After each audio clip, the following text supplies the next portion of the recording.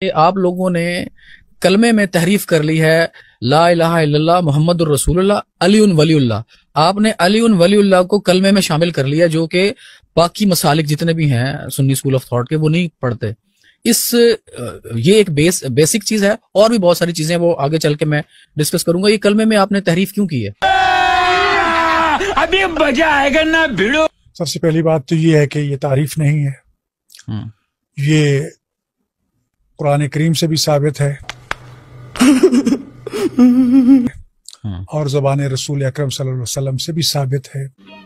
سمجھ رہے ہو اور احادیث کی کتب میں دیکھیں تو جنت کے دروازے پہ بھی یہ لکھا ہوا ہے علی ولی اللہ، اور بلکہ ایک دروازے پر تو رسول خدا صلی اللہ علیہ وسلم کا فرمان ہے کہ 1 گھنٹی لگی ہوئی ہے، جرس جسے کہتے ہیں عربی زبان میں، کہ جب وہ بجتی ہے تو اس سے بھی یا علی یا علی یا علی.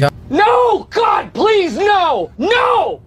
کیا بات ہے ڈاکٹر صاحب، اس کا ریفرنس بھی پلیز بتا دیں، کون سی حدیث کی کتاب میں آئی ہے؟ میں ریفرنس اس وقت ذہن میں نہیں ہے.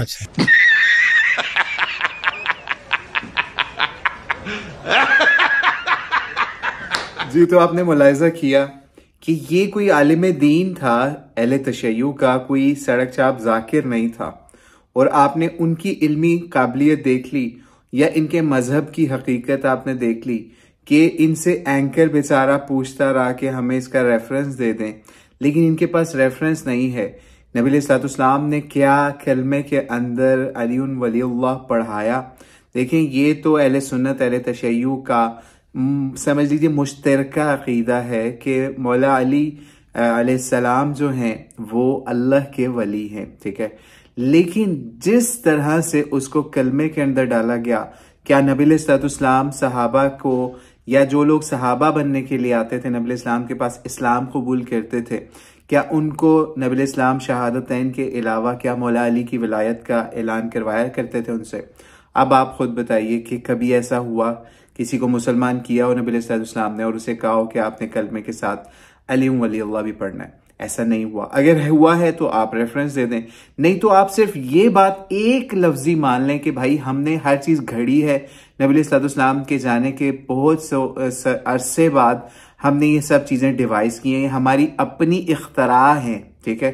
نہ ان کا اللہ کے نبی سے تعلق، نہ نبی علیہ السلام کے صحابہ یا اہل بیت سے اس کا تعلق، ٹھیک ہے. یہ آپ مان لیں. پھر انہوں نے کہا جناب جنت کے اندر نا ایک کنڈی ہے، دروازہ ہے، اس کے اوپر بھی یا علی لکھا ہوا ہے، یا پھر اس میں سے آواز آتی ہے. بھائی آپ کیا کر رہے ہیں؟ یعنی اتنی زبردست قسم کی بات تھی. آپ کہہ رہے ہیں جناب قرآن سے ثابت ہے یہ چیزیں.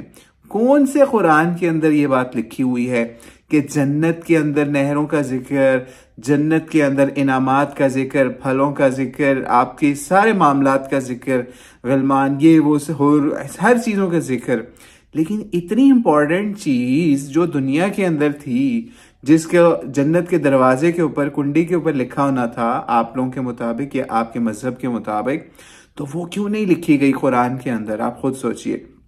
ہمیں یہ معاملہ نہیں ہے کہ ہم کوئی ایسا عقیدہ رکھتے ہیں کہ جو چیز قرآن سے باہر ہے وہ ثابت ہی نہیں ہے، لیکن کیا نبی علیہ الصلوۃ والسلام نے کوئی ایسی بات اپنے مسلمان امت کو بتائی، اہل بیت کو بتائی، صحابہ کو بتائی؟ اگر نہیں بتائی تو آپ کیوں ایسے لطیفے بنے ہوئے ہیں؟ کیوں اچھا، یہ جو ویڈیو آپ نے دیکھی نا، ہم نے ایڈیٹنگ نہیں کی، کسی نے اس ویڈیو کو ایڈٹ کیا، فنی بنا کے، میم بنا کے پیش کیا. ہمیں کوئی ضرورت نہیں ہے اہل تشیع کے، اہل تسنن کے علماء کا مذاق بنانے کا، لیکن یہ لوگ خود مذاق بن رہے ہیں.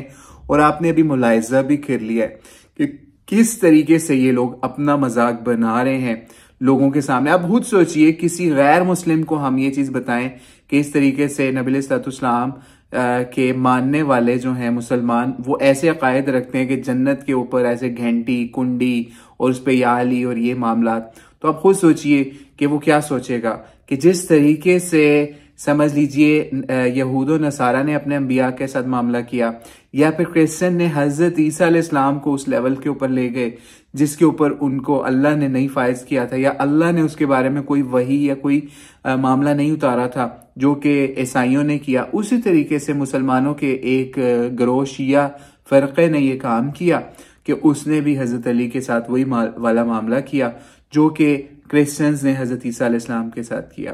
تو بہرحال اللہ تعالیٰ سے دعا ہے اللہ تعالیٰ ہمارے شیعہ بھائیوں کو ہدایت عطا فرمائے اور وہ اس طرح کی بونگیاں مارنے سے باز آ جائے کہ لوگ پھر ان کا مذاق اڑاتے رہیں۔